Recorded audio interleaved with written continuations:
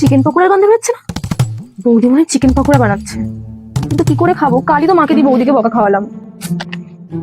Idea, বৌদি থেকে কানেরটা চুরি করে নিয়েছিলাম, ওটা করে দিতে যাই আর বলে দেবো যে আমার কাছে ছিল কানেরটা, তবে খেতে তো পারবো। তাই বৌদি, ও বৌদি। হ্যাঁ বলো। তোমার কানেরটা আমার কাছে ছিল। তোমার কাছে কি করবে আমার কানেরটা? আমি নিয়েছিলাম কানেরটা তোমাকে না বলে। না না ঠিক আছে, কোনো ব্যাপার না। বৌদি তো খেতেও বলছে না। ঠিক আছে আসছি। হ্যাঁ এই না না দাঁড়াও, আমি পকোড়া বানাচ্ছি, খেয়ে যাও। আমি তোমাকে ডাকতাম এমনিতেও। না না ঠিক আছে ঠিক আছে। আরে না না খেয়ে যাও না। ঠিক আছে হ্যাঁ, তোমার বলছি এখন খেয়ে যাই। তুমি বসো, আমি এক্ষুনি আনছি। তুমি খাও, আমি কাজ করতে থাকি ততক্ষণ।